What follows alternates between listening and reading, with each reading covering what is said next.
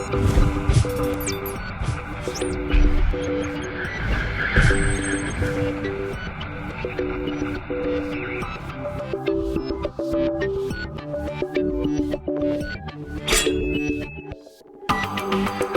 hello everyone, and welcome to episode number 97 of FinalBossTV, your wild and game rating show. Welcome back from the little break we had last week with Nixon and Mooclock, of course.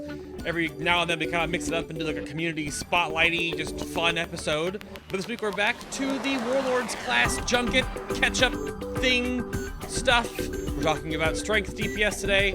We got Death Knights, Warriors, and Ret Pallies, I suppose. So everyone, before we get to that, of course, I have a little bit of an announcement, a little bit of a thing in the middle of the show today, so stay tuned for that. And who are our guests today, you might wonder? Well, they're above my head right now if you want to read the thing.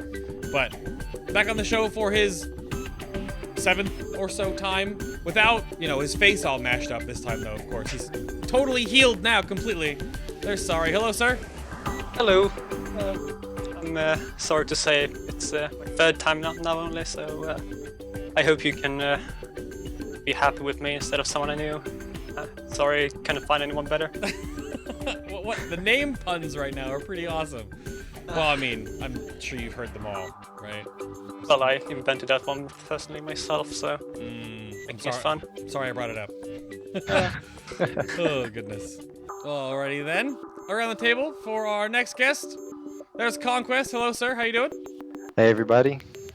Now, what is the reasoning, your name of your character, as people might find out when they try to I can't find this guy in Exiled Legion. It's actually German. It's I couldn't actually get Conquest on Zildjian, unfortunately, so I went with German because I'm actually part German myself. So the name is just German for Conquest? Correct. Oh, okay. Well, I guess that works, right? Yeah, I mean, gotta do what you gotta do. Fair enough, sir. Good to have you on. There's Jace. Hello, sir. Hey, what's up? And those are not pizza boxes behind you, I'm being told. Nope, they're not pizza boxes behind me, even though everyone seems to think they are. I mean, I looked at them the first time and I was like, there's a lot of oddly shaped ones, but the rest of them on your look like card boxes, so I mean... Yeah, they're card boxes, basically, yeah. Fair enough. No puns for your name right now, you wanna... You know, just Baby Jace. Can't think of any puns right now. That's fine. I didn't know we wanted to ride that train that's already started. Well, alrighty then. So we're here to talk about Strength DPS. It's a class that does things. You guys have been, you had a bit of I almost said tumultuous, but an awkward last couple of months here with Tier 18. A little bit of back and forth on Trinkets, a little bit of back and forth on class balance. This was good, that was good, this is now bad, this was really great, now it's like, eh. So, how's the trip down Hellfire Citadel Lane been so far, Conquest? So far, I mean, it's been pretty good and smooth. Obviously rocky like a few other guilds with Gorfiend. And then just like with my class in general, I've actually felt pretty comfortable. I haven't found any like particular issues on any particular fight, but I'm not having any complaints so far this tier. Sorry, what about you? Well, the tier's been amazing. If you look at the raid, we did well. Guild disbanded on Archimon, so I've had to find a new one. Yeah. I think I found a good one now in 023, if anyone feels like pronouncing Swedish. Nope, I'm not even gonna try. 023 for the non-Swedish speakers. But in general, it's been a good tier. I can't complain too much. It's main part of it is the guild disbanding, so that's taking up a lot of energy. But yeah, it's very unfortunate. Overall, I like the tier. I haven't liked Warriors, but I like the tier. You have a take, not to like bring up old wounds or anything like that, but you experienced part of this, I would say, expansion overall, like rummaging through and disbanding guilds and forcing collapses and people moving all over the place right now. And like, why was what happened with your particular instance? Well, basically the officers carried us, and the officers burned out. That's the simple answer. So after we didn't do as well as we had hoped for, people started getting annoyed, and we dropped in more rankings, and people couldn't be asked continuing basically. Yeah. This expansion has destroyed and cannibalized so many guilds. I mean, we just recently saw some things happening, of course, and then the different changes in EU and in US right now. So we'll have to see how it keeps going. How about your take on... Oh, go ahead. I wouldn't complain that the expansion is more the extra hardcore edge with 17 split runs that's taking the toll. I would say. I mean, yeah. I suppose that's a good point. So... How about you, Jace? How things been for you, man? This tier's been. It started out pretty great, and then everyone hits the roadblock that is Gorefiend, and especially for a linear raid, having a boss like that early is just so painful. And then when like the 3 bosses after it just go down so fast. But I think Archimon is definitely a really fun fight, and it's a fight where a lot of the more casual guilds, as they get to him, aren't going to have as much trouble on him as they did on Blackhand, because he's not like a fight that requires you to have like no melee, 3 Moonkins. Like he doesn't require any heavy class stacking, so that's very nice. And DKs were of course pretty good on that, so I can't complain. Well, I guess no class stacking like we just experienced with Blackhand, but I guess for in the top guild echelon in the world when they first got those couple of kills, there was a bit of triple DK, triple warrior going on. So, I mean, everyone else, once you get there with like normal gear curve, it's not a big of an issue. Yeah.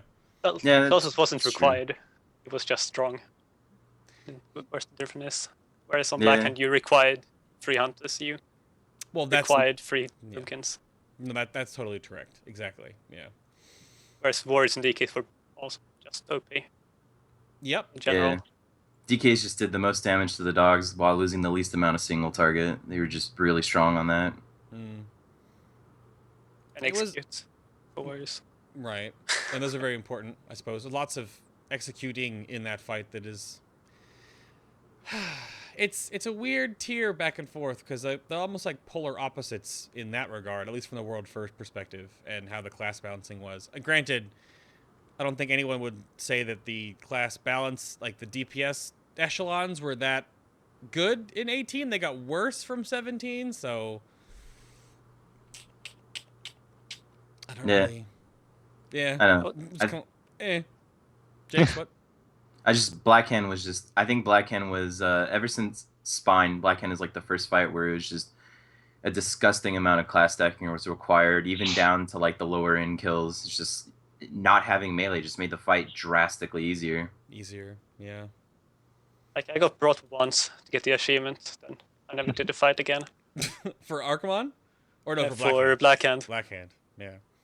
So, you didn't have a ranged DPS ult? No? Oh yeah, I did, but I had no reason to go on Blackhand. It was real gear. I actually had to go Moonkin for that. Ah! Ew. I know. I mean, their job was really hard, right? Get knocked up, hit Starfall. Knocked up, hit Starfall, dot everything, kill him, jump down. Pretty much. What about you, Conquest? Anything to add before I... Nothing really. I mean, I understand where Sarri's coming from with the Warriors. Our Warrior didn't get in until, I think, our last kill for Blackhand, and then we stopped raiding. So that was pretty upsetting. Stop raiding Blackhand, right? You don't go... Right. Yeah, that's what it means. Because I was a static at the time for tier 17, and as a lot of people I'm sure heard, we like stopped progression rating, and then so most of us split off into different guilds. Yep, that happened. Well, even though I wasn't gonna bring up that as it wasn't a bad breakup. That was just real life taking over, and a couple people had to leave, so it wasn't like this tier has destroyed us. Yeah, exactly.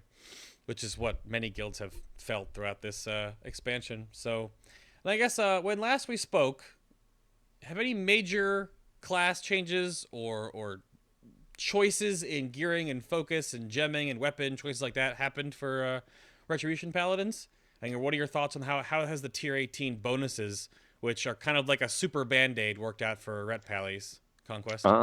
Honestly, comparing tier 18 bonuses to tier 17 bonuses, the tier 18 was definitely a big upgrade.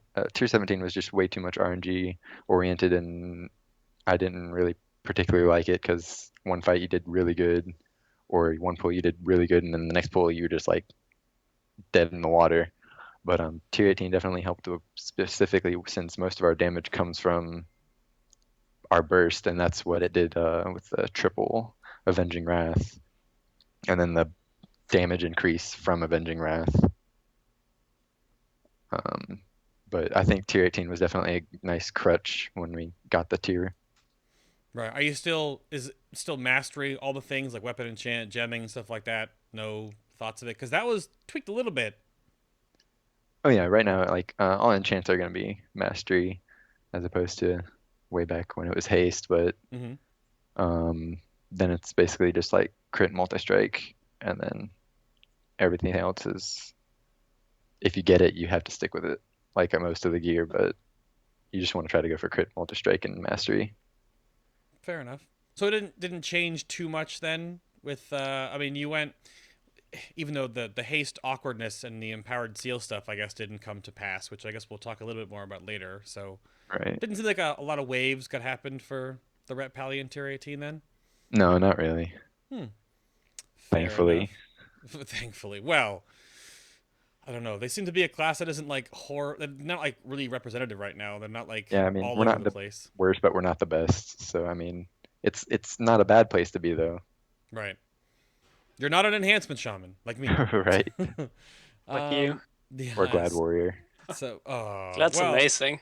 So sorry. How about Arms and Fury Warriors then? How have things changed in tier 18? As I assume that as with having two different DPS specs, you kind of have to go Arms and Fury for different encounters. You can't just stay one forever. I guess you could, but to be optimal for progression purposes, you gotta go back and forth, right? Yeah, it's about a 50-50 split. There's some fights where you can choose one or the other, but in general, it's a 50-50 split between Fury and Arms if you want to maximize. Or Okay. 100% Glad if you want to have fun. So when's the split happen then? Like what fights do you go Arms? What fights do you go Fury? On progress, it's basically if it's single target, your Fury. If it's two targets or mainly two target cleave, your Arms. And if it's burst AoE, your Fury. If there's a fight where there's a mix of it, like Solarak, it basically depends on what your raid needs. If you need the burst AoE for the imps, your Fury. If you don't, you go Arms. It's quite a nice split in between the two currently. So how did I know the tier 18 bonuses for both Arms and Fury kind of went through a bit of a jockeying situation. So how do those Slight changes? Yeah, a little bit, just a little bit. How do those pair out now? Right now they're numerically both fine on patchwork. The Fury one is a mediocre bonus on pure single target, but as soon as you have any sort of AoE, it's useless. Compared to our tier 17, where it was just made our AoE better. And then we have for Arms, the more targets you have, the better the tier bonus is. But for pure single target, it's playstyle-wise the worst tier I've ever played with. Well, it gives me a 2.25 global. It's not fun to play with. If you compare it to the beta version, where it made Arms actually fun to play for this expansion for the first time. Well, it was fun, maybe, but it was a it was little OP bit as hell, broken. but A little.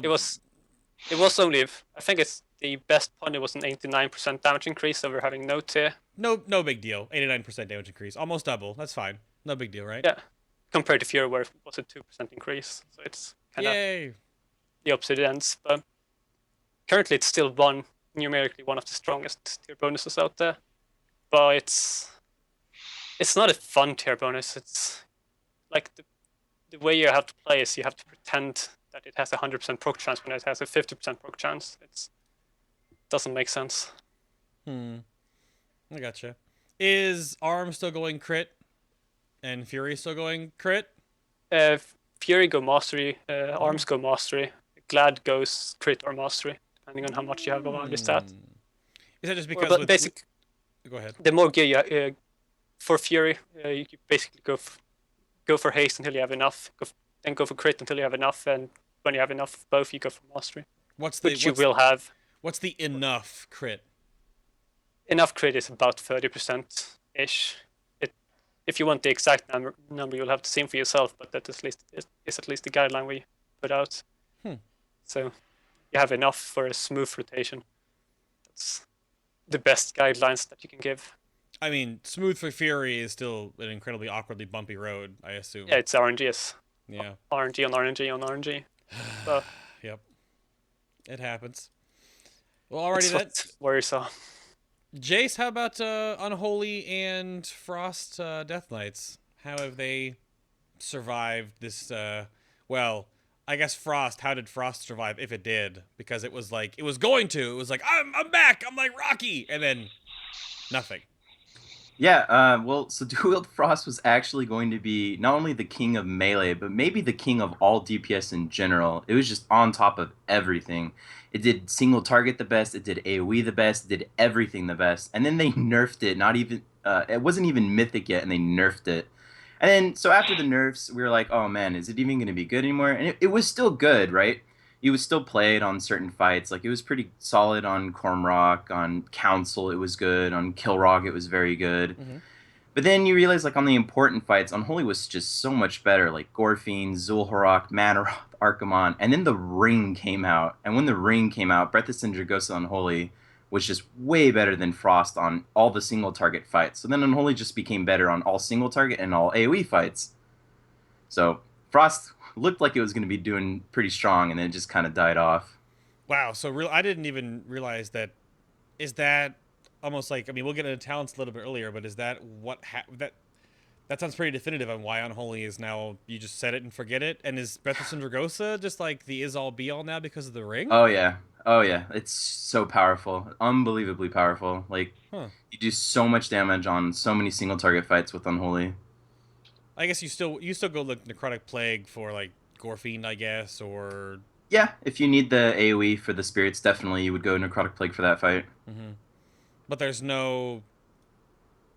That sounds so weird. I guess is it still multi-strike then for Unholy? Multi-strike. Still multi-strike. Yep. Fair enough. If you were going to be Frost, what would Frost aim for? Is it Mastery?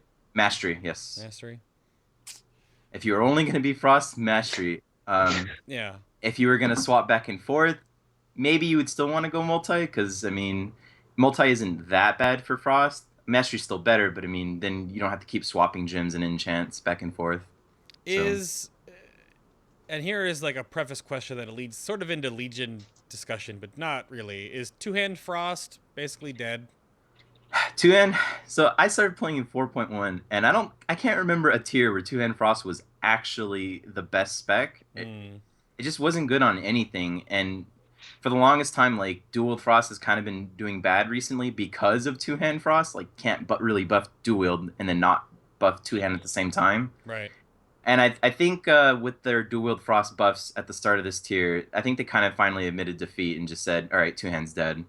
And then now with the announcement of artifacts, it's definitely dead. Yeah, I mean, your artifact weapon is 2 one-handed swords, so... Yeah. Yeah. Which, in a similar sense, with Fury, sorry, do you know, if we have any confirmation yet on, is Titan's Grip going to be the way of the future, or is single-minded Fury, or is it go back to Fury Warrior gets 2 two-handers or 2 one-handers, and that's it? Like, what? Because that's a similar change to Frost.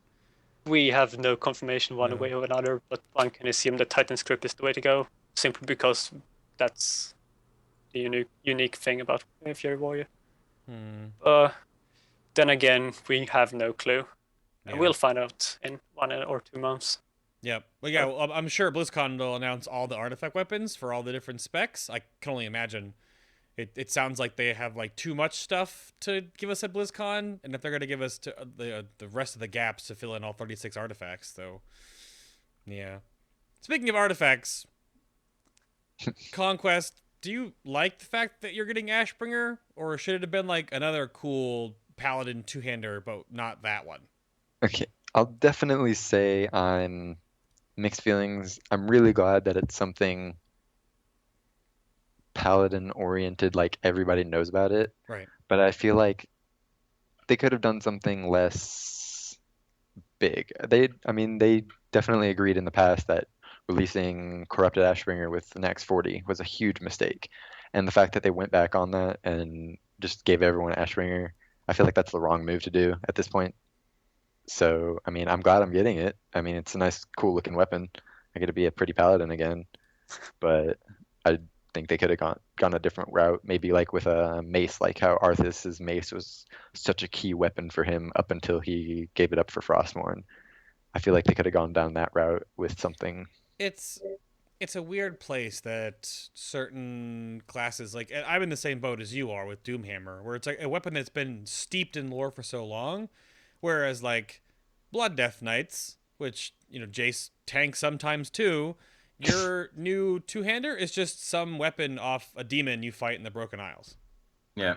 It's not like you're like, oh cool, this is nice, but it's not Ashbringer nice. It's not Doomhammer nice. And that's just a weird balance. They have to make up all these new weapons, which is fine, but I almost feel like almost all of them should have been that way and not this back and forth. I don't know. Yeah, I mean, if you're gonna go with Ashbringer, why not give Unholy DK's or Frost DK? Well, that they're getting two wield, but why not give him Frostmourne? I mean, that just seems like a fair equilibrium. I mean, it has to be a You're gonna steal my Frostmourne?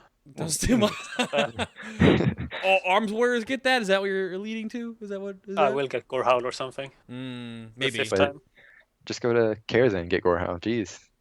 Yeah, only have that one and the other one. There's like 15 Gorehowls in the game currently. That there are somewhere like that. At least 4. So weird. But and I guess in that regard, how things have changed a lot over the past number of weeks with all the changes in gearing and whatnot. But with I guess that's the strength melee situation in general with the 3 different classes. I mean, I would say 5 specs, but now I guess it's only 4 because Frost Death Knight is no more. But is there a good balance, you think, between the 3? I mean, I guess Death Knight wins out in this argument in the first place because of you need Gorfiend's Grasp in all of this entire tier. But I mean, what do you think about how that is felt from like a progression standpoint? And does it feel all right, Jace? Like the balance between the 3 different? Because you only have so many melee spots in a mythic grade.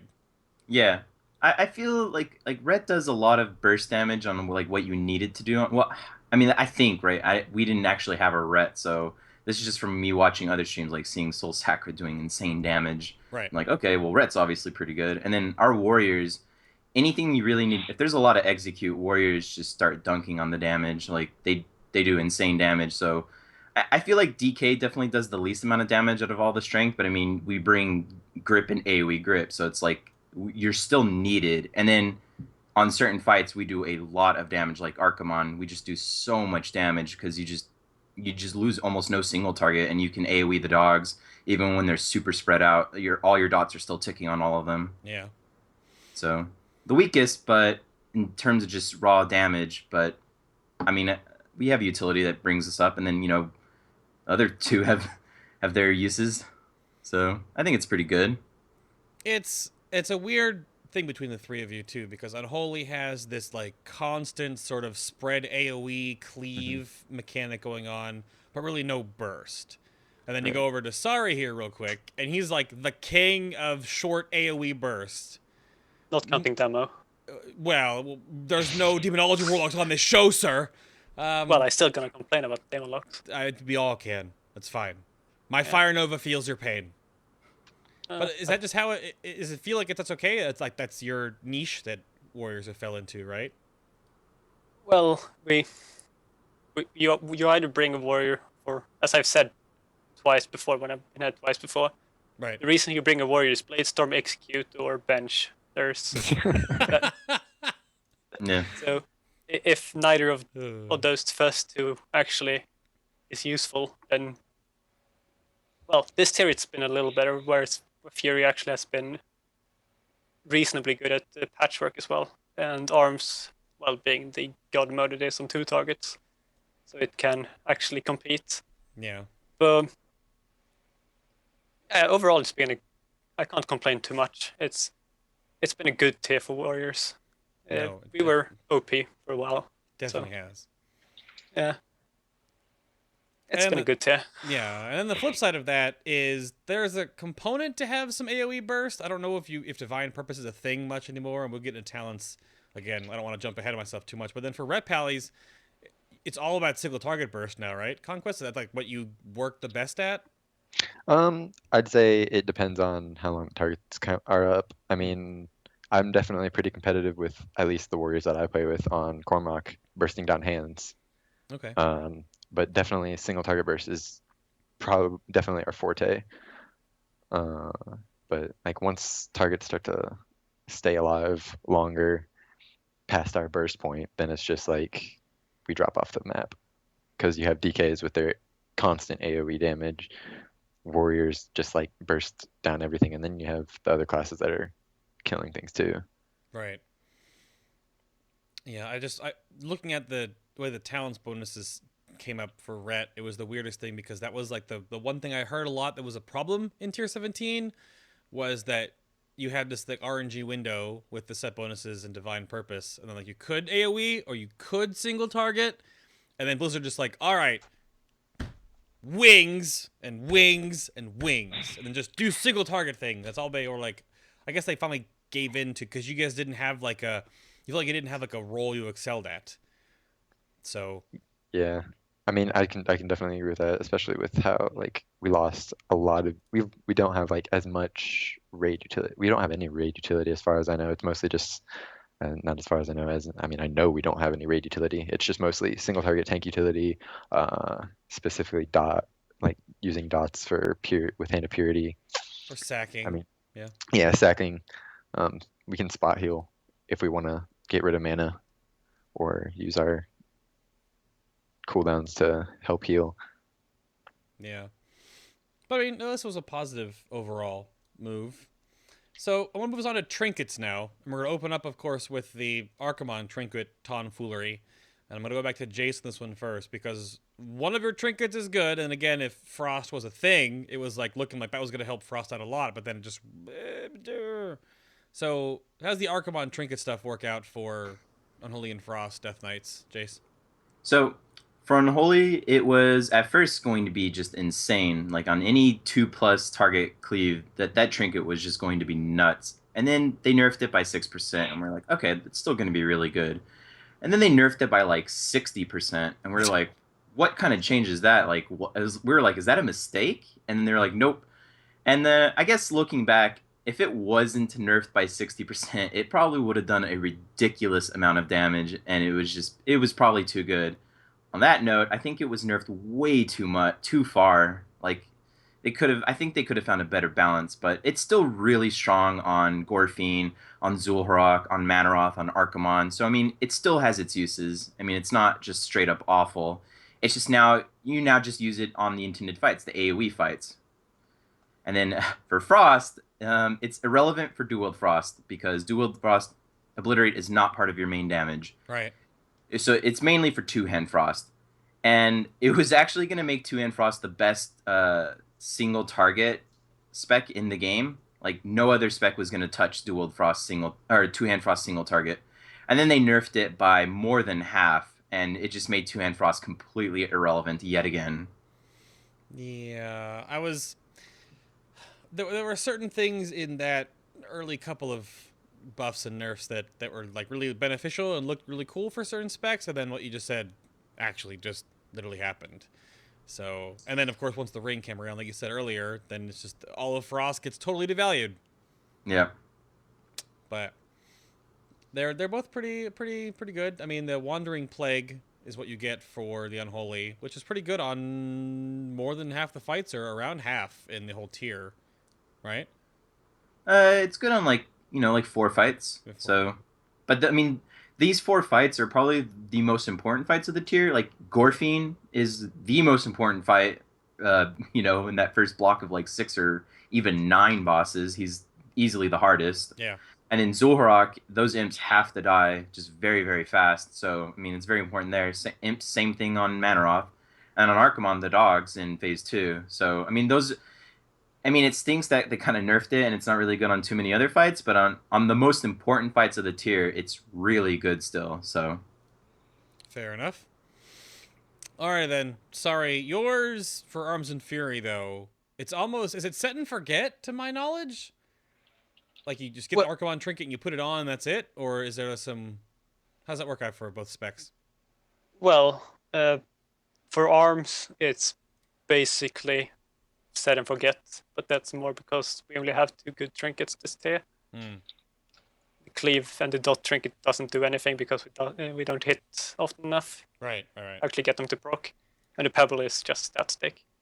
Then for fury, in theory it's by far the best trinket we have, but in practice, due to the fact that it resets the stacks every time we switch target with our melee swings, sometimes it's not worth to use it. Like for example on the first boss, the trash pack, you won't get full stacks on the trinket ever, so you might as well use the cleave trinket or gore fiend or something else on that fight. Hmm. And you can make the same argument if you're fury for some reason on gore fiend, and you're on spirit duty as fury for some reason. Well. But you wouldn't be that, so Yeah. but basically it's set and forget for both fury and arms. Right. Yeah, I mean the Fury version, the stacking haste, right? Like that's huge. I can imagine, because that really Well, helps. it's basically a passive bloodlust. That's fair. Yeah, even though haste on paper is our worst stat, when you just look at the 0 stats, Sure. the more haste we get, the better haste actually gets. So the fact that we get, 37% passive haste with the Warforged Mythic version, it's just immense. It makes the rotation for Fury actually enjoyable, Right. as it speeds up so much. Fair enough. Yep. Sounds good to me. All right, Conquest.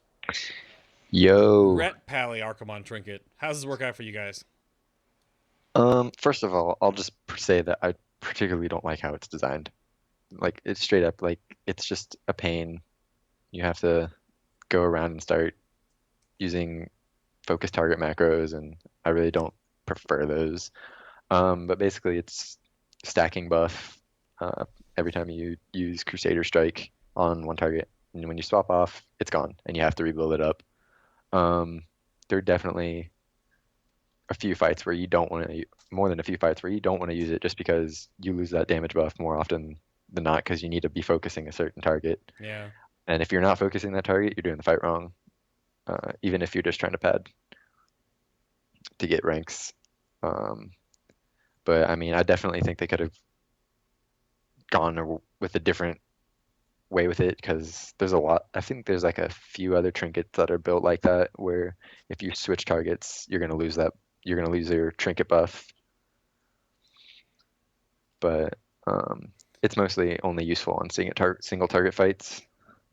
Yeah, I mean, looking at the way it, because say you're switching from you're DPSing Zul'Harrak and you're on the first ad, and you lose the buff after he dies to switch to Omnis, and then you just lost everything you've worked for. I mean, how many stacks does it go up to again to be maximally effective? I forgot how many. It goes up to 3. 3, but that's still what right, 9 seconds to get it back up, right? Yeah. Well, I mean, it depends. A little bit more depending on your stats and if you're bursting or not. Yeah.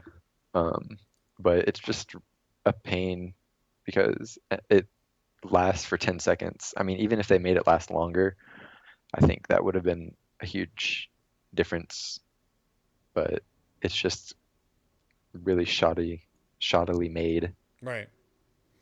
Well, okay. Well, we'll go back around the table in the reverse order now. We just did all the Archimon trinkets. So then I guess with the Archimon trinket out of the way for Ret, what is the other ones you use? I know the MP Drinking Horn was like the is-all be-all for Ret, and then it was sort of fixed and or nerfed because of the weird way that like Censure plus Judgment plus the auto attack plus your Mastery would all stack it, but is it still...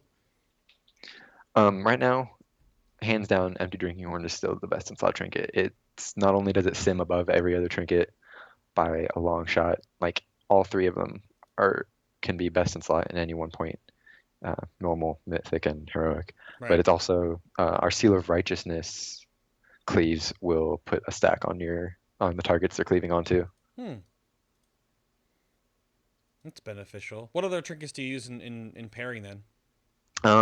It's basically switching. I basically switch between Empty Drinking Horn or the Archimon Trinket for largely single target fights and Discordant Chorus, which up until I think 2 weeks ago I was stuck with the normal version, and I just now got a Mythic Warforged one. But that's really good on all the cleave fights that are largely more than 3 targets. It's like Okay. Zul'Harak, and then it helps on Manoroth with cleaving the Doom Lords and the Imps, and then Archimon. It's really useful for hitting any target that's up. Sure. No, that's fair. That's fair. And then you have Unending Hunger, which is Yeah. really RNG. Like you can get it to proc off of, like you can get it at 20 stacks, and then it can proc again, and you have those 20 stacks for the full duration of the. It can and it's do just- that? No way. Yeah. Yeah. And it's really dumb. Ugh. Or it just procs and falls off, and then you don't have anything. Yeah. I didn't know it could do that, actually, when I was doing my research. I didn't know that it could like, proc inside of its own proc and then stay stacked. Yep. That's ridiculous. It's a It's super weird insane. trinket. It can proc and then proc again, and it's just like I had like an 80% uptime on a trinket on Nazakun Pole. It's pretty good. No big deal. Well, yeah, I'll go to DK then real quick since you had something to add to that then, Jay. So how does the other trinkets for I guess, for Unholy work out? So the empty drinking horn is, I think it's like okay on single target, because on single target your breath, you're not necrotic plague, so you're actually scourge striking. It's all right, but I think the unending hunger is just too good. I mean, if it procs and then it procs again, and then that's like an additional 20 seconds of a 20 stack unending hunger, and it's just the damage that it is just ridiculous. Your diseases start doing so much, especially if you have Breath of Sindragosa rolling. Discordant, I don't really like that trinket. Like I kind of used it a lot, but I mean, like starting to get more into farm. Like on progression, I used it on Zul'Harak, but starting to get into farm, I don't really use it on too many fights because like the ads just die way too fast for it to be useful. But I mean, so like on progression, I maybe you'd use it on Zul'Harak and Archimon. But it's not really that great. But it's the Unending Hunger is pretty good, and then Drinking Horn is also pretty good if you're not playing Necrotic Plague. So I mean, Do Necrotic Plague stack Drinking Horn? No. So the reason why it's not good is because the way Necrotic Plague playstyle works, you have to use Festering Strike a lot more. Right. And Festering Strike is 1 attack on 2 runes versus Scourge Strike, which is 2 attacks on 2 runes. And now, for the final trinket. The actual true best in slot trinket of Unholy Death Knights is actually Vial from Black Rock Foundry. What's the It is a vial again? 2-minute cooldown, and it is on use multi-strike. It's still better than anything in HFC? In any single target fight, you use Vial Unending Hunger. It is best in slot because the ring is a 2-minute cooldown, and Breath of Sindragosa is a 2-minute cooldown. Yup. That makes sense. And they nerfed the other trinkets so much that it's just superior. So you would just vial into Breath of Sindragosa then during the ring? Yep. Just activate all of them at the same time. Nice. Basically. It just does ridiculous amounts of damage. Just go ham, egg, and cheese sandwiches? Yeah. It's just insane. And Fair it's enough. unfortunate because it's, it's a trinket from last tier. But I'm sure you had a Mythic Warforged socketed one, right? Nope, just a regular mythic one because I didn't think it was relevant until like halfway through the tier when the ring came out. Oh, So I had to start going back and farming it, and it just hasn't dropped. Ugh. Weirdness. All right. Sorry. How about Arms and Fury? What are your other combinations you use? You kind of went over a little bit earlier, but like obviously no empty drinking horn for arms. But what about for other combinations? Fury, for Fury, it's you use World Breaker's Resolve on the Archimon Trinket on anything where you can reliably keep the stacks up, which is every fight except for the first one. And then for the second trinket, it's Horn. It's always Horn. Okay. There's no questions. Like if you have a normal horn and you have a mythic warforged cleave, you still use the horn. Those two trinkets are simply a lot stronger than any other trinket. For arms, it's a matter of using the class trinket and the Gorfin trinket, the hunger, and that's mainly because the other 3 trinkets are crap, not because those 2 are any good. Just straight up crap. Yeah, they're like the horn, where it does 8-10% for everyone else, it does 3% for arms, Right. because you don't get more than 10 stacks. And the clear trinket is about the same percentile as well. Why wouldn't arms use the rumbling pebble? Well, the rumbling pebble is the 3rd best trinket. Oh, it's 3rd best. Okay. Yeah, I used it for a fair while before I got the Gorfin trinket. I still don't have the heroic version, but. And another thing with the Gorfin trinket, the stacks you get from it, any ability you use gives a stack. That includes interrupts, charge, AoE fears. If you use an AoE ability, you get full stacks instantly, etc. Really? Yeah, it's as soon as the trinket procs, you can use pummel and you get a free sack, basically, or charge secondary target. It's really not intended. Like that worked for the horn trinket as well, up until they released it on live, Right. where they fixed it. And even though I assume no one in chat or of you care for Glad, use Horn and Ansu. Bonus armor. What? Yeah. The bonus armor and proc mastery. Okay. Yeah. The tank trinket, right? Yeah, it has like a 6% uptime to proc. It's OPSL. Because if no one cares, because sorry, he still likes playing Glad. If you go to his armory, yesterday he was protection. He was playing gladiator nonsense. It's the guy. Yeah, it's still better than like enhancements. So. Yeah. Well, okay. Oh, shots fired. That low blow. I know, right? Well, all the struggles trinkets... when you have 2 other good specs. I know the struggles. So I guess now I'll move us on to the legendary ring. So this is Thorasus. I think I just really wanted to name Thor something for strength. So there you have Thorasus, the Stone Heart of Draenor, and you've got how is this working out for you guys? How does Thorasus work? It's sorry, thinks it's crap. Why is it crap for warriors? Because everyone else uses it when it's not good for us. Well, why don't you control your ring timing then? Because people assume you want to use it at 30% when we have executed 20%. That's basically the extent of it. Well, that's just complaining on my part, but basically for warriors, we don't actually gain anything from the ring, as we don't have burst phases. Like the opener, we don't burst. If you use the ring in the middle of a pull on like 60%, we don't do any damage there either, unless it coincides with the Blade Storm. Right. And then the last use of the ring, a lot of the kills I've seen and the kills I've participated in, they use the ring as soon as you get into the enrage phase. So like on Sakuni, use it of 30%, which is fair because people die before 20%. And then on Manner off at like 35% with Bloodlust. But on a lot of fights where you will only get 1 more set of cooldowns and 1 more ring use, why not save it until 20% and then pop all cooldowns with the ring? Yeah. No other DPS loses from saving their last cooldown for 10-15 seconds, whereas we gain a lot. Yeah. I'm sure it might sound selfish, but it's... No. I think it comes down to just how your guild is organized and it works, because obviously I have execute classes too, but a lot of execute classes get theirs earlier than warrior. Exactly.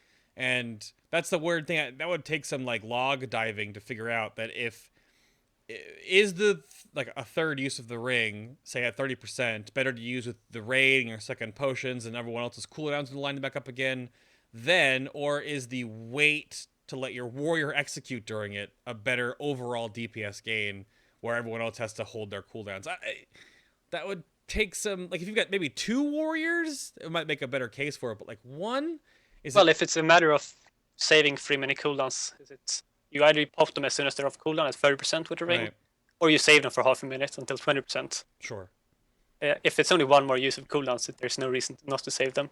That's If true. there's a case of you use it 30%, you might get it again at, say, 10% or 5%. Then I can see the reason. Or if the Berserk end starts at 30%, then people risk dying before the ring can be No, used. That's It's true. fine as well, but There's, it's just Go a ahead. small matter of trying to maximize it for the raid. I mean, rather than every fight has like its own like organizational, like the ring's going to be used here and here and then here, or possibly a little bit later here. Like you plan it out before you start the fight. You're not like willy nilly using it randomly. There are points in the script you use it on. So yeah. How about Rep Pallies Conquest? Honestly, the ring is really good for repellies. Considering most of our CDs and our our tier bonuses, Right. they synergize so well with the ring because I mean our burst is 2 minutes, and even if we didn't have that extra avenging wrath, which would force us into sanctified wrath, which we'll talk about later, um, we'd have Holy Avenger, which is also a 2 minute CD. So I mean, and not empowered seals, Seraphim 30-second CD, and then Execution Sentence and our Hammer of Light, both 1 minute CDs. Mm-hmm.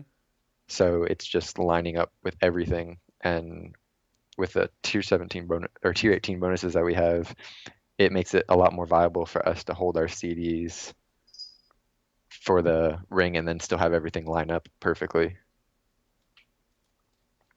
So not a lot of tricks or anything really, because you kind of got I call it the elemental shaman treatment because it makes me a little salty that they got a 2 minute ascendance compared to ours that is still 3. So they can basically ascend every ring, which isn't really a huge gain because elemental shaman ascendance is kind of like, crap. yeah. Fish and water. So, but it just kind of let it happen. Nothing really to plan for because you don't have any weird cooldown timings to worry about, right? Pretty much. I mean, because of the, I mean, it basically it all comes down to those bonuses. Because of how our 4-piece works with the ramping up buff on damage. Yep. As soon as we pop Avenging Wrath, we get most of the ring with a huge damage increase, and that lines up with our 10 seconds of Execution Sentence that we get, also damage from that. So I mean, every 2 minutes, it's just a whole ton of burst damage. Alrighty then. Jace, you're up next, sir. How's this work out for Death Knights? Okay, so the ring is actually just incredible. Again, Breath of Sindragosa, 2 minute cooldown. The Vial Trinket, 2 minute cooldown. So everything just lines up perfectly. And especially on a lot of fights where you can cheese Runic Power with AMS, just the ring is just unbelievable. It does so much damage. Of course, if you have a fight where you're Necrotic Plague, the ring isn't really too great. I mean, you don't really have like a burst cooldown to use. I mean, you have Gargoyle, but Gargoyle doesn't really do too much damage. It's like 400k or something. But if any single target fight, just the ring is just absurd. And that's basically it, really. There's nothing else to add there. I'm just okay. Yeah, I save Breath of Sindragosa for the ring, and the second that ring is hit, I breath, and it just does a lot of damage. Obviously, pulling your runic power before you start. Yes. Right. Yeah. I try to have around 80 runic power, and then if you're a blood elf too, I mean, you got your blood elf, give yourself another 20 runic power for another tick of breath. Right. Yeah. Arcane Torrent. Yep. Yep. Stupid blood elves. So, I love that buff. Blah. It's amazing. Elves. It's amazing. Yeah. And it would just look good as well. Well, I mean, that's the best part. That is debatable. That's fair. That's debatable. I guess with all of that said, now let's do some wrap up stuff on talents. Then we'll start with Rhett first, and I guess the one burning question that I had, of course, Conquest is: are you so sad that you're not using empowered seals? I mean, it's like the best talent ever, right? Yeah, totally. I definitely wouldn't have quit WoW if I had to use empowered seals. Oh. I think Empowered Seals is probably the worst talent idea I've seen. I mean, I know of some people who actually like it. I don't know what drugs they're doing, but Wow. Damn. I mean, it just comes down to right now between Final Verdict and Seraphim, and then between those two, it's just are you going to be able to get the most out of Seraphim on the fight, and if not, then just go Final Verdict. Does Final Verdict still have the caveat to if you can get use out of Divine Storm though, or uh, I guess I'm just Um, what's the really delineating factor here? I guess Seraphim, you need to make sure that you can keep the buff up and you're being able to DPS the whole time, right? I assume you're talking about where it empowers your cleave. Yeah, yeah, yeah. Um, I mean, on fights where it's single target, if you have to use it like on Zakun, if you're going down into the smash or whatever, and you're using it because you won't be able to get the most out of Seraphim, I mean, you're gonna have that buff up the entire time unless you have downtime in your rotation. Right. Then you're gonna probably use a Divine Storm proc just to do extra damage. But then in other cases like Zul'Harak or Manaroth, when you know like imps are coming, Mm-hmm. then you're gonna build up that holy power to get the buff and build up the holy power to make sure as soon as those are down, you're gonna be able to cleave them with that empowered divine storm to get that extra damage boost. And that's Sure. basically how you always want to do it if you're using Final Verdict. You always want to get that buff because it's going to be worth more to get the buff than it is just to be casting. Unless things are dying too fast, then you Is just spam it. is to skip 90s for now. Is there a use that like when you use Seraphim, do you also take Sanctified Wrath, or does something work better with the pairing of? Because I remember I was playing a alt for split runs in Highmall, and I knew it was Sanctified Wrath. Seraphim was like the bee's knees at some point. So is that how it works, or what works best with Seraphim? Like how does the talent layouts change between 75 and 100 if you take Final Verdict or Seraphim? Right now, each one is in its own bracket Okay. um, because of how our bonus, because of again our bonuses. Like it's just the biggest thing. Uh, Having that extra 30 second, having the 30 seconds with Sanctified Wrath and the basically 1 minute cooldown on burst. It's not actually a 1 minute cooldown, but basically having it up every minute Yeah. Right. just makes Sanctified Wrath blow every other talent out of the water. Hmm. Unless you're like MBDTF, where you like to just have fun and use Holy Avenger and Seraphim, and that just makes your AoE burst ridiculously powerful. But in all instances, uh, without like trying to cheese anything, you're gonna want to go Sanctified Wrath, and then um, just bounce between Seraphim and Final Verdict, whichever fight is most AOE represented. So is Divine Purpose just Dunzo right now? Um, right now it is because I mean it's the most RNG heavy talent, Right. and it only really synergized with last year, Last and I year. was so happy when we got rid of that. I was really tired of just being like, "Yay, I can do burst. Now let's just hope I can do it again next pull." Mm-hmm. How does your 90s look then? You said Light's Hammer earlier, and not only because like you just need the extra like AOE, because like everything in this damn instance is like snap AOE. I mean, Light's Hammer, uh, like it's really our best AOE talent. I think I want to say, I was talking to NotCal about this the other day, and he was telling me it pulls ahead uh, at 1.6 targets. Mm-hmm. So, I mean, with our tier bonuses and Light's Hammer, pretty much if it's got more than one target up the entire time, you're gonna go for it.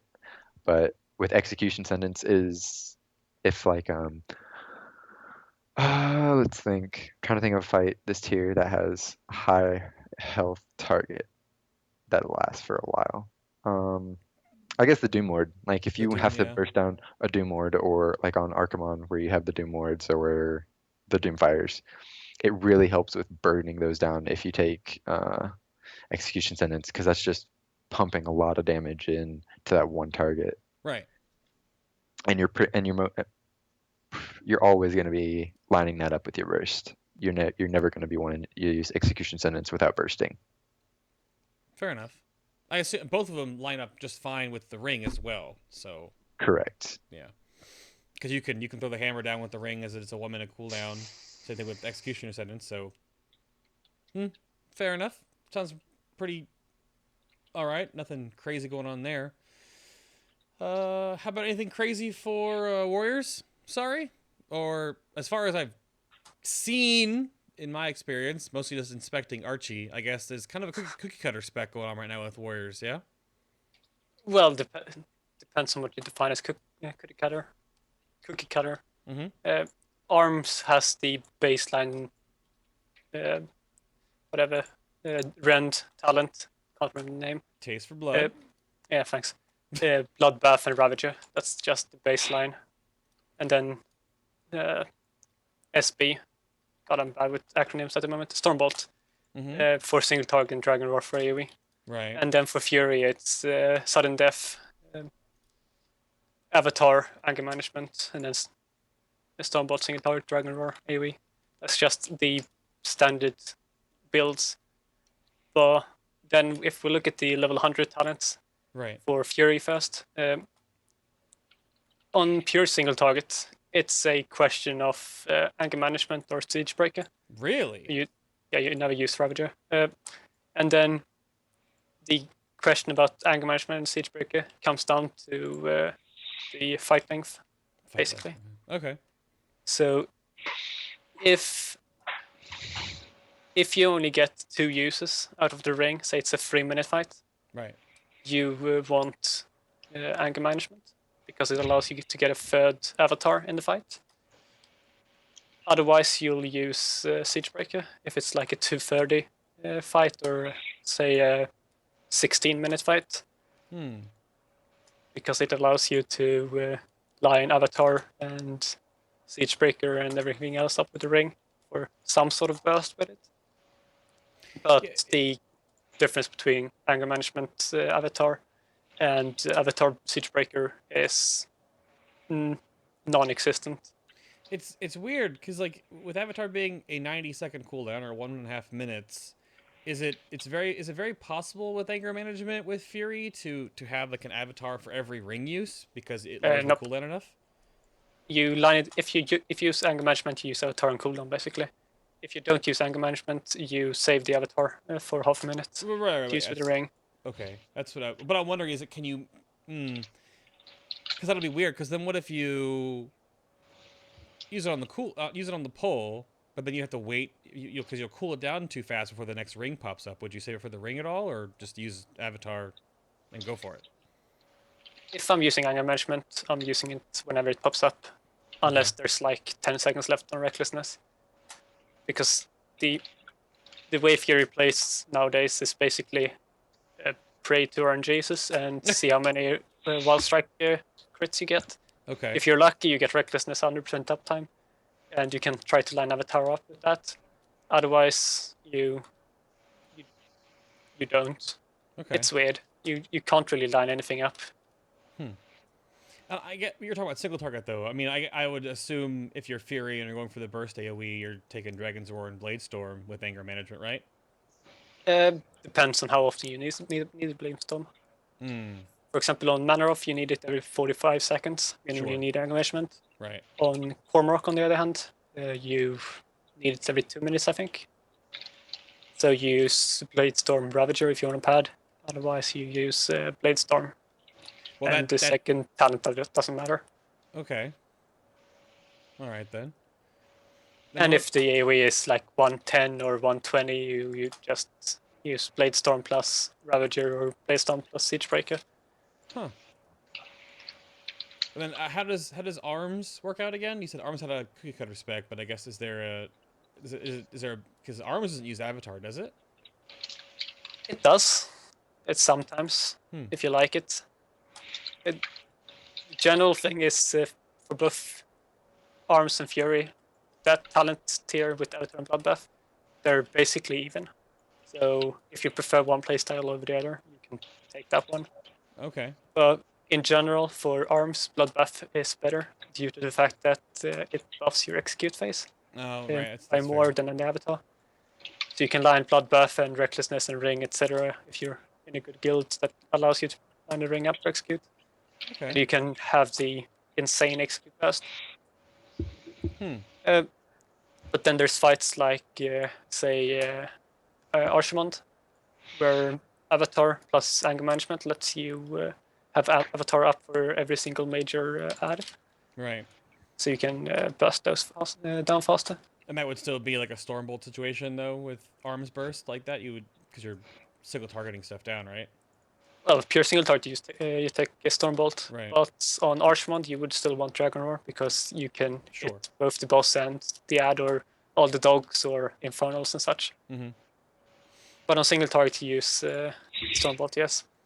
Well, that's pretty interesting to me because I thought that there was not this many choices with Warriors when we talked a couple months back. So is this propagation because of the set bonuses now and the Archimon Trinket and just like the way the ring stuff works out now? Or is it just because like because that's like almost every talent you said, literally. So. Oh yeah, I forgot to also mention Sudden Death and Shockwave and let's see what other talents do we have. Impending Victory, Right. which is DPS increase, by the way. That bad gladiators resolve talent. Oh, yeah. Well, there's. It's amazing. Oh. I can go with that spec as well. That's one is super good. Cookie cutter. You take Unyielding Strikes, Dragon Roar, Bloodbath. There's no questions. You always take those. I'll bring it on the screen just so people see. If you're gonna play Gladiator, this is apparently the cookie cutter spec for Gladiator 2. Oh goodness. Yeah, I don't know. I mean, I've heard that Gladiator is like fun to play. Obviously. Oh, it's by far the most fun spec we have. Yeah, but it's just not. Unfortunately, it's not a real spec. Well, it's more real than enhancement. Wow, there it is again. Alrighty. All right, then, Jace, walk us through some. I guess I'll just leave it on a Holy Death Knight unless you want to talk about Frost a little bit there. So, Breath of Syndragosa, all the things apparently. Yeah, a lot of the fights. So like, it just does so much damage. I actually use Breath of Syndragosa now even on Iskar, and because Adge just dies so fast that Necrotic Plague really just doesn't have any use on that fight anymore. Yeah. But I mean, for the most part, you have choices between two sets of talents. You either go Plague Leech and Breath of Syndragosa for single target, or you go on Holy Blight and Necrotic Plague for AoE. And that's pretty much the only thing you change. It's kind of sad, but you could go Chillblains if you need the slow utility. Sure. But other than that, you always are AoE grip on every single fight, and you pretty much don't change anything else. I guess you can go AMZ like on Gorfine if you need the cooldown, or certain fights if you really need the cooldown. But Right. Purgatory is still a very solid choice. And I mean, Gorfine's Grasp was basically baseline. I don't think you've ever spec'd out of that the entire expansion, I assume. No, not really. I mean, there's some fights where there's nothing to Gorfines, but at the same time, there's no point in having the other two talents. So right. And is it still? I'm a terrible Death Knight on my Death Knight because I like playing with Rune of Corruption, but like Blood Tap, I assume is the still the thing. Yeah. Okay. And you just have so much more control over your runes and what you want to do with Blood Tap. That right. I mean, you can play the Death's Corruption or whatever. I don't even know what it's called. Rune of Corruption. Because I haven't even used it in years. But it's like it is less damage, and you really have no control over your runes. It's just you're leaving it to fate. So, unfortunately, Death Knight, it really hasn't changed too much in the talents. There's just no good options. You definitely take Conversion, right? That's... Nope, never. Always Death Pact. Just Conversion, Death Siphon, or just non-existent. They're just so... ugh. Those are all, pretty much, those are all PvP talents. Right. Yeah. All the other talents are just PvP talents, just irrelevant. Yeah. So is the file... not seen.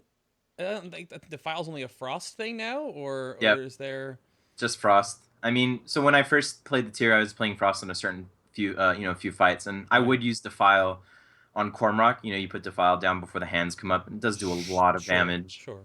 And the Defile on Council was really strong. Hmm.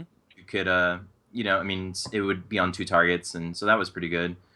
But I mean, other than that, I haven't used the file on any other fight. There's just no point. Like, especially like on Kilrog, you come out of the eye phase or whatever, and then you just hit Breath of Sindragosa, and it does way more damage than Defile ever could. It's just no point in playing Defile. It's weird because at the beginning of this expansion, Breath of Sindragosa like never saw use. Like very, very, very, very little use, and now it's just like everything is Breath of Sindragosa. They just they got rid of the initial runic power cost on it, and it just does so much damage. Because it just starts ticking now. It just starts draining instead of having that cost then start draining. Yeah. Yep, it just starts draining. There's no initial runic power cost, so you can get an additional tick off of it now too.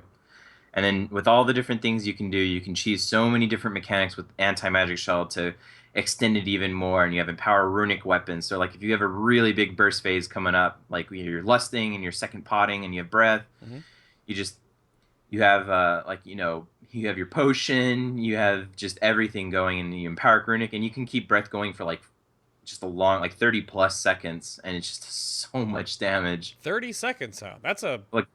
One Breath of Sindragosa will do like on a pole of a fight, especially if you start at full runic, it could do easily over 1 million damage, and that's more than like Gargoyle does, and Gargoyle's a 3-minute cooldown. Right. Is it you say you can do like how long? Is it beneficial to like not to keep trying to keep Breath of Sindragosa up as long as you can? Is there any drawback to that, or no? None. Okay. Absolutely none, because all the runic power that you're spending on Breath of Sindragosa still gives you stacks on your ghoul, so you still transform your ghoul. Sure. There's just no drawback at all. The downside is if you don't really play Breath of Sindragosa too well, I mean, it doesn't really do too much damage, and you kind of lose out. It's like at that point maybe you should have just gone Necrotic Plague. What is go ahead. Go ahead. I was like, what is the break point? Like how long, how many seconds duration should breath last, like on average, to actually not be a DPS loss compared to Necrotic Plague then? You're good Breath of Sindragosa. Like you have one good Breath of Sindragosa usually on a fight with Empower Runic Weapon because it's a 5-minute cooldown. So if you have everything lining up, I mean, you could easily have a breath going. If you can have your breath going 30 to 40 plus seconds, and then just on its own, that's worth it. And then if it's a fight like Zakuun where you can run into a fissure and AMS and get even more runic power off of that, like you can just keep extending it. It's just there's just so many opportunities. It's just I think like maybe 25 seconds maybe 20 seconds probably is around the break point. I don't know. There's just I've never really had to experience that because there's just so many opportunities to extend your runic power. Well, that's rather definitive. I know it wasn't like that many months ago because it was like, no, it was not. You want to take Breath of Sindragosa? You're like, what? I know it was really bad at especially in High Mall, it was really bad. But I mean, like even on fights where like it's just there's so many fights in Hellfire where you can't really put Defile down because the boss is constantly moving. Right. Like, if the tank even twitches 1 centimeter to the right, that boss is going to do a square dance around them. So it's like Defile is just worthless with the way they have bosses moving. Right. Yep. I'm sure boss movement for all of us melee has been interesting. More so for the tanks, but I'm sure we've all experienced in some regard the weird boss movements. I mean, even if you haven't done like Mythic Raiding and not experienced Tyrant Mythic, you've still done Ner'zhul in Shadow and Burial Ground when he's like, so yeah. It's so hard to want to choose Defile when bosses are constantly moving like that. Yeah. Rip Earthquakes, Ravagers, all that good stuff. That Agi Trinket, rip those. Those guys. Even some bosses. One of our, I didn't really care because it's Demonology Warlock Burst, but the movement from the bosses actually didn't get hit by Cataclysm before, because the cast time of the spell drop, the boss was like out of the range and it started and it didn't hit like all the ads, something like that one time, because it all just so much weird, awkward. It's better movement because it's all server response time improvements, but there's no buffer anymore. Yeah. So as a player, you're just like, I can't. What? Yeah. So honestly, I get how they're trying to improve it, but Mop was way better. I mean, yeah, like boss is not being responsive right away, like Thok. Is it annoying? Yeah, but it's way lesser of two evils. It's like just way easier to deal with than the current crap that they do now. Like Right. Imperator progression was the worst because of that. Just Imperator was just going around like crazy. Yeah, all the movement and all the bouncing and stuff like that. And if he moves like incorrectly during the rings, it throws off people's movements or abilities Yeah, to just avoid anyone. it. Yeah. Ugh, it's awful. Yep. Well, alrighty then. Anything else to add on anything before we get a little commercial break and then take questions from chat room? Anything we missed, gentlemen? Not that I can think of. Sorry, you good? Yeah, You want to talk about Blade Gladiator Storm. more, don't you? yeah, of course I do. No one appreciates it. This guy right here. All right then. So chat room, little announcement-y thing that I stumbled through in the intro. I wanted to make sure you all are aware. If you are going to BlizzCon this year, please do stop by the Con Before the Storm. This was the World of Podcasts convention, pre-convention fun party on Thursday. There's a little countdown on the Con Before the Storm website and details about the highlights from last year, the art gallery, there's a photo booth, the tavern, gaming events, the giveaways we'll be doing this year, and all the different guests. The special guests are not all updated because yours truly isn't on there, as I will be in attendance. But the details for where it is, of course, it's in the Anaheim Hilton, and all the other stuff like that is going to be at the World of Podcast. Just stop by and take photos. There'll be autograph signings, special guests, tons of panels running. They have like the whole wing compared to last year when we only had like two. They had 2 rooms or 3, I think, and like 2 in a small room, I want to say. So this is a whole wing in the hotel now. It'll be pretty awesome to see you guys stop by. I will be there, I think, like the entire Calm for the Storm night on Thursday. So if you want to stop by and say hi and get a wristband from me, I think I will have some free t-shirts to give away. I'll have a bunch of the Fabelina's Little Final Bosses, which are right here. If you guys want to help support the show or possibly get a free one, again, at the Con Before the Storm party thing before BlizzCon, then I'll be bringing a whole bunch of the Little Arthas, Little Dark Lady, Little Illidan's, and Little Firelords with me to give away at the convention. Or, of course, if you don't want to take your chances, or if you want to just help support the show in some way, you can just go over here and purchase them. They still have free shipping at 75 or more on the website, and there's also a coupon code in chat that gets spammed. Or there's the method shirts, there's the blaming this celestial dragon, or, not blaming it. It depends on what you think. But all that is right there on the links below or on our website. And, of course, you can find all of our all of our shows on iTunes and Stitcher, as well as on YouTube if you want to watch the past episodes or all of our podcast stuff. We have a Stitcher embed. We have the RSS feed on our website, or you can again find us on iTunes if you want to listen to the audio-only versions.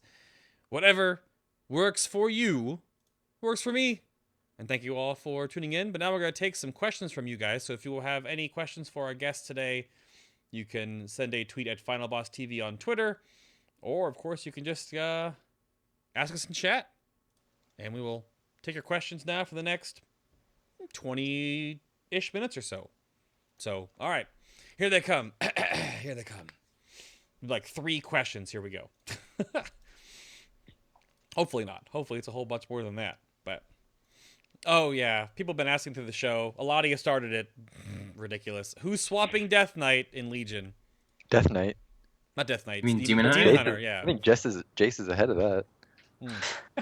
Who wants to go Demon Hunter? Any of you got a main swap? I'm definitely doing it as an alt, but Oh, okay. we've got like all of our mages so far have said they wanted to go Demon Hunter. So All your I've decided- mages? Yeah. Where It's a at bit of least a one swap. of them is gonna go Demon Hunter, but I'm staying Ret. Are you staying Gladiator Warrior? Sorry. Well, I've been warrior for 11 years now. So That was true. And I've only been in the guild for like a month, so I'm not sure if I can demand such a thing. But unless they butcher warriors more than they have right now, I'm gonna stay warrior. Jace, you still in Death Knight? Or are you going Demon Hunter? Well, I've actually played Death Knight ever since I started playing this game. Mhm. And they're redesigning Death Knight pretty much for Legion, so I don't know. Like, for all I know, the changes could be really good, or they could just make me hate the class. Right. No But- middle ground there. No middle ground. It depends. I mean, I currently like how Death Knight plays. I am annoyed with the short fallings of it. It's always the same thing. It's literally been the exact same thing since Cataclysm. Cataclysm, there's just no change in it really. Same kind of playstyle, but I mean, it depends on what they do with Demon Hunter and how many people in my guild want to go Demon Hunter. Right. I think Archie, Archimtiros in my guild said he calls dibs on Demon Hunter. I think he's done with the warrior way of life. So we'll have to see. Yeah. I mean, they could be ridiculously overpowered or awful. Well, who knows? You don't know. They could be the next enhancement shaman. Then I'll be awesome. Yeah. Well, you would still be crap, but you would have someone on your own level. Wow. Damn. Double jump is gonna port you into the world. Most likely. I don't see why not. Double jump's gonna turn WoW into a side scroller.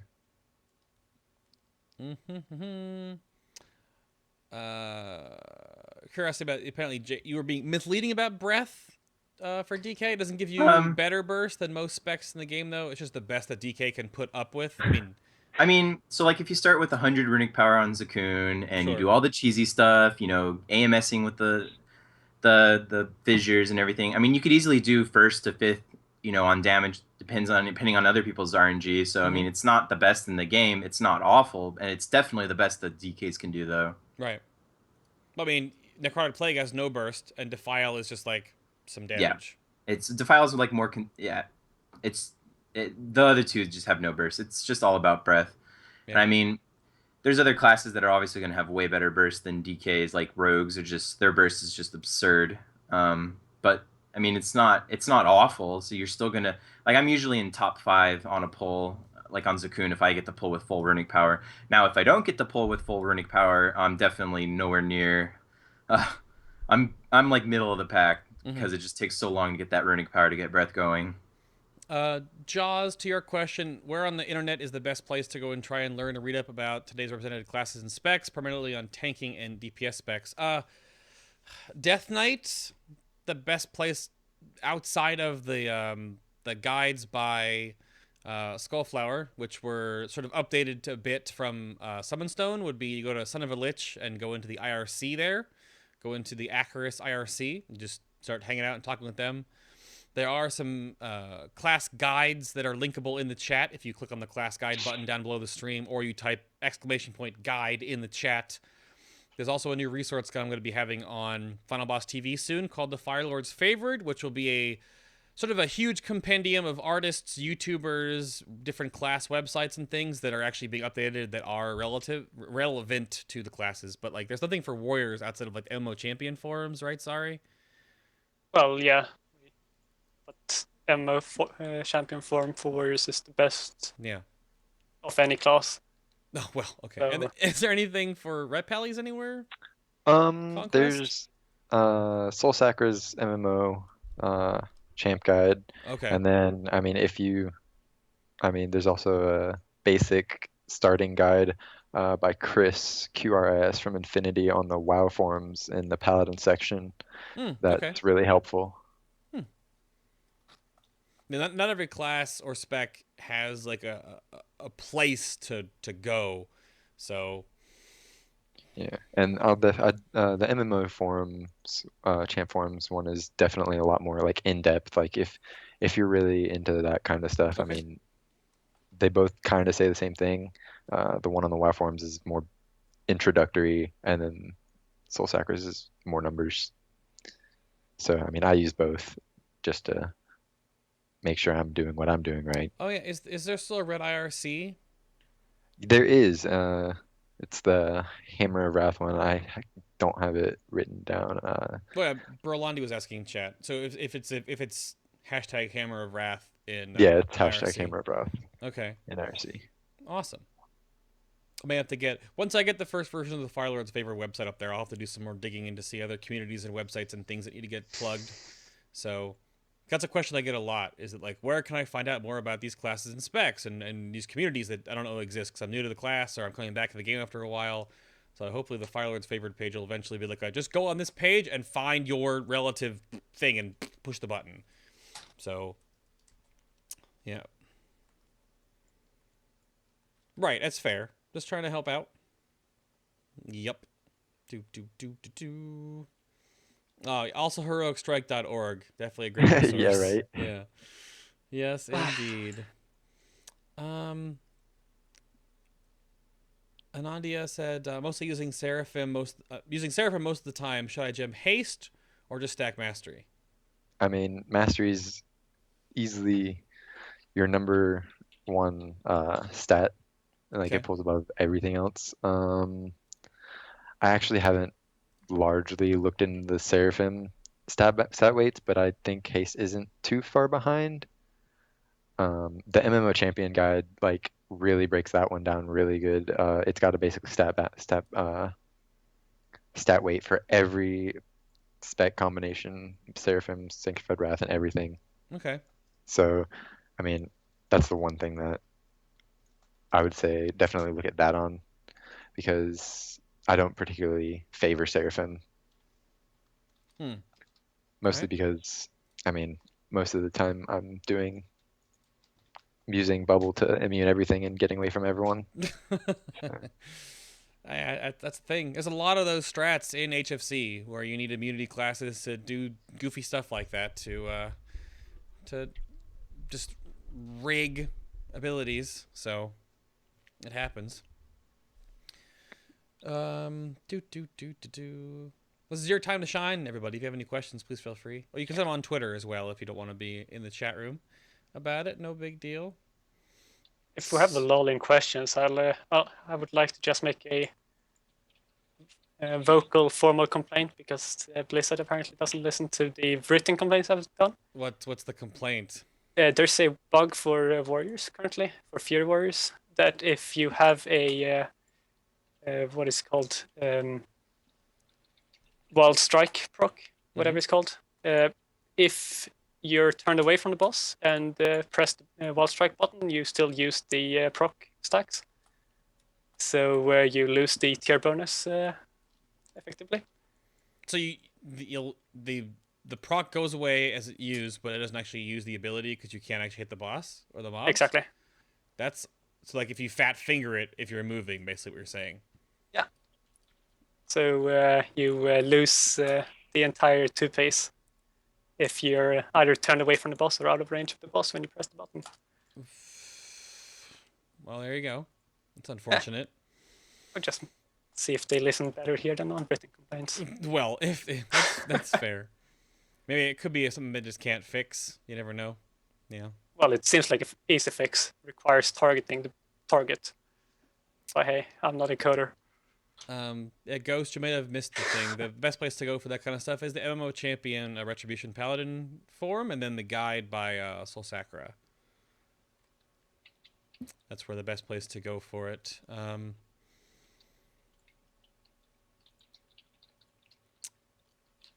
Spec Fantasy Northern Man wants to know about I don't know. We haven't figured out how the class hall is going to be for Warrior in Legion to see how they're going to be sort of crafted. Do you see Calm and Collected Arms Warrior using dual wield and Berserking Furier as 2-hand? Like if they ever changed up the way that the class fantasy would work? I'm not the best person to ask because I would play it whatever they call it. Oh, fair. As long as I'm a warrior, I don't care what I'm called. I play what I find fun, and if it's arms or berserker or fury or gladiator or sparkling pony, I don't really care. As long as I'm a warrior. Flodes, to your question, sorry, went into that a lot in the beginning of the show. So if you've ever missed part of the show, you can even watch it on YouTube tomorrow. It'll be up by about 3 to 4 p.m. Eastern. You can watch the entire thing. And if you're watching on YouTube right now, hi! Talking to the people in the future. But yeah, we went through a lot of that stuff at the beginning of the show, so we're not going to rehash. So you can go check that. I can just make it easy. Fury single target, arms 2 targets, burst AoE Fury. Well, that single, I guess, that's easy, but you had a lot. Yeah, that's fair. Well, if you want to go in depth, you on pure single target in absolute full base gear, you would go arms if you want to get RNG ranks. Because we like playing RNG ranking stuff, don't we? Well, arms is the single most RNG spec in the game currently. So If you look at the max and bottom swing in DPS potential. With that said, Arcane still beats everyone. But even with Arm's best RNG and Arcane worst RNG, Arcane still wins. Which is fun. Because they also have the highest peak on RNG outside of Arms. I mean, hopefully but hey, I'm with not the one to complain.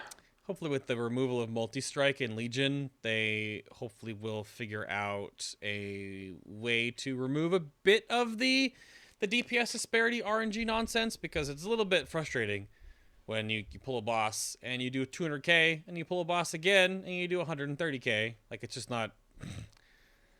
It's the nature of the beast, I guess, right now, but it doesn't have to be that big of a disparity. So if I would recommend any class for someone to re-roll, what would you suggest? If you want something easy, play Arms. If you want something fun, don't play Warrior. There you go. That's definitive, I suppose. If you want to top the damage meters, play a hunter. Play a hunter right now, absolutely. It's easy and fun as well. If you want, Jace? If you want a guaranteed rate spot, go DK, because AoE grip. Yep. To be fair, you would get a guaranteed spot as hunter as well. That's true. True. And warlock. Oh, yeah. I would like to point out. What? I would like to point out that Brutal used to give me so much crap when he would beat me with his hunter on my ret, and he was a hunter. I'm just saying. Yeah, but he's better than you, so it's fair. Yeah. Oh, of course. The four button hero. Yeah. The player is definitely better when they have less buttons that do more damage, not the actual balancing of the game right now. No, of course not. Of course not. Exactly. Of course. Like base crap. Just it's not a spec. Yep. Indeed. Oh, I'm terrible at this game. Just the worst. Agreed. Let's see. What if they removed Gladiator as a failed experiment like Two-Hand Frost? Well, Glad is the best experiment with Warriors this expansion. Right, let's say. Like, Fury and Arms, the entire rebuild of both of those specs were just bad. So they're gonna do a full overhaul of both specs again, I would hope, for next expansion. Did you... I still don't understand this, like, because back in the beta for Warlords, I thought, like, Warriors were, like, in a good place. Like, there was, like, Heroic Strike was there, and you were doing stuff, and, like, the rotation was alright, and then they just, like, gutted more than they needed to. Yeah, then they removed Heroic Strike. Yeah. And then we found a rotation with Ignite Weapon instead. And then they removed Ignite Weapon. Exactly. And then we had Hamstring instead. And then they removed the damage from Hamstring. Yep. And then they removed Closer Smash, which was just a nail in the coffin. It was such a weird period. Oh, man. Oh, and then we ended up with Whirlwind Spam and RNGs as Bloodthirst. Yep. You're a ballerina with 2 giant weapons. Or 1, basically. Yeah. At least it doesn't press Whirlwind anymore as Arms. So there's a positive side. Right. Yeah. And Jason answered that question in chat. I was going to bring it up. What's the problem with Frost right now? And you just... Basically, it's just weaker than Unholy. That's just flat numbers, right? Yeah. It's just straight up weaker than Unholy. It doesn't have any advantage over Unholy. I mean... Yeah. I guess I kind of maybe alluded that it was shit. It's not shit. Okay. It's just not as good as Unholy. So... And let's be frank, there's a lot of things that's not as good as Unholy. It's more the fact that Unholy is really good than Frost being bad. Right. That's fair. All right. So I'm just glad. Do a couple more minutes. If anyone else has any questions, feel free. They're answering stuff in chat, too. So I'm sorry if you're watching on YouTube right now and you're not seeing the question being answered in chat, but it means just show up for the live show then. It's right there. You could just include the chat in the YouTube. Nope. Sometimes I do, but not all the time. Well, you could have a side panel or something. Just like put it right over our faces. No, I'll just put all of your faces. I'll just put all of your faces. Exactly. Nope, just I've been doing this. This is the 97th episode. They know when the show is live if you know about the show.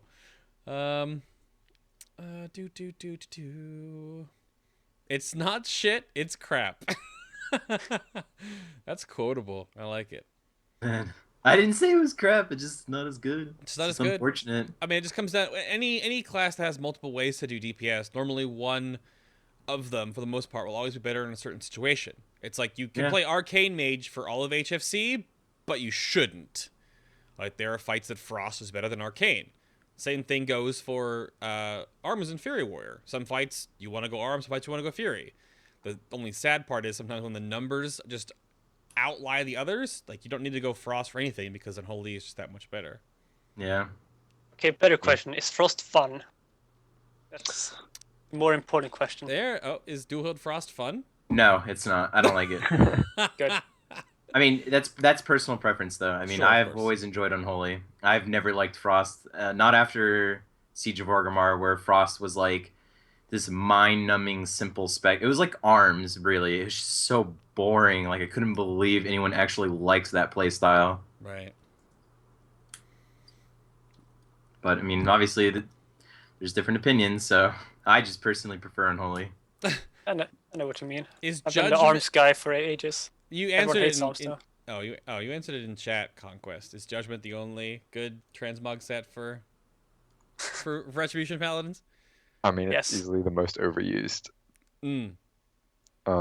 That followed by the CM set from Mop. Well, that's rare though. I use that. Yeah, quote Everyone unquote has it. rare. I mean, I prefer the tier 3 redemption, not the remakes. Those are ugly, like beyond belief. You're talking about old school Nax. Yeah. Yeah. Which One I'm you only, spend $1 million a piece on. I've only spent like a total of, I want to say, around 90K on it so far. Or you could not be So- bad and Jesus. actually played back then. This guy. I don't know what you're talking about. What are you talking about? I played a rogue actually in Next, so I was Ooh. I 10 never- back then. I'm not really sure if I could raid. You were 10? you That's... you could raid. You could raid. You I could have did been... raid, don't to be fair. You've been fine. I did on You've been fine. Uberak. Literally, it was Fine. press one button less than you do now. So Sun Herald, that's like a really broad topic that doesn't really fit for the topic today. I've brought that up on multiple episodes before. We talked about that a bunch on the Square Table chat. If you want to go back and watch the Square Table chat where I sat down with Novel, Bellular, Preach, Caloric, and Alt Chat, we talked about that kind of stuff. Loot RNG and tomfoolery nonsense garbage. So But we all love getting that Warforged socket avoidance. versatility. oh yeah, they drop all the time. It's just I love Diablo loot when I'm not playing Diablo. It's just fun. It just follows me. Like I've seen that perfect trio once in my guild, Yeah, just and ridiculous. then you look at the armory of people who top the ranks, and you see like 15 pieces with it. Yep. Well, It's all skill. That's all skill. Well, I think that's gonna do it for us, gentlemen. Thank you everyone for asking about stuff and questions. But I'm gonna hit this button because we're at good time right now. So there's the boop. So thank you all for tuning in today for episode number 97 of Final Boss TV, your Wild and Great rating show for Strength Melee Ketchup for Warlords of Draenor. Of course, if you need to catch any more Final Boss episodes, they're all on our YouTube or down below the stream. But around the table again, our guests today were representing Death Knights. We had Jace. Now on Whatever We're Awesome, you can go follow him on Twitter at BabyJaceDK. Thank you, sir. That sounds kind of weird to say, but that is what you went with. That's fine. Yeah, you know. That's you. I always had the tune Baby Jace, so whatever. It's fair. But thank you for being on the show, sir. It was a pleasure. Yeah, no problem. It was fun. Can people find you and ask you questions on Twitter if they need anything else? Yeah, Twitter in the DK chat. I'm always in there on the name Jace, so I can answer questions anywhere. Just Sounds good to me. Send me a tweet and I'll generally respond. That sounds like a good idea. Then there is Sorry for Warriors. You can go follow him on Twitter, also at WarriorSarri. Thank you for being on the show again, sir. The hair looks good today. Thanks. You're not even gonna try saying the guild name. Nope. I can say 023. That's what's on the lower third here. Yeah, good. Good. That's good enough. That's the English translation, right? Yeah, 023. No, I don't have the palate for that. I'm a dirty American. That's fair. But you can't pronounce O. No, probably not. What? Dirty Janks. But thank you for being on the show again, sir. Always awesome. Thank you. And bring up the end with Retribution Paladins as Conquest. You can follow him on Twitter at ConquestWow. And then you can try to find him on the Armory by a totally different name. Oh yeah. And just hope I don't change it by next week. Oh, well, that would be annoying. That would. But people can ask him questions there on Twitter. Go follow him there. All the time. Yep. Do you... And I'm also on Icy Veins. Ah, okay. I moderate the Paladin forum over there, and I pretty much check it every day. Ooh. Awesome. Well, thank you for being on the show for the first time, sir. It was a pleasure. Thank you for having me. And thank you all for tuning in today, of course. Next week's episode, as we continue down the Warlords Junket for episode number 6 of this whole shenanigans, will be range DPS with pets. So we do Warlocks, Mages, and Hunters. More details on the guests coming up on that show will be on social media, on Facebook and Twitter. Of course, you can follow us there, and you'll know what's coming on. If you have questions for Hunters, Mages, or Warlocks, send them into the Ask a Boss button down below. If anything that sticks out like a sore thumb, I'll add it to the notes. And thank you all so much for being here. For everyone behind the scenes of Final Boss TV, thanks you as well. Trust in your seal of inevitable gold, because we all know that's what you get. And until the YouTube comments and social media later. Bye, everybody. Bye. Wave bye. Wave bye. Bye. Bye bye. I like it.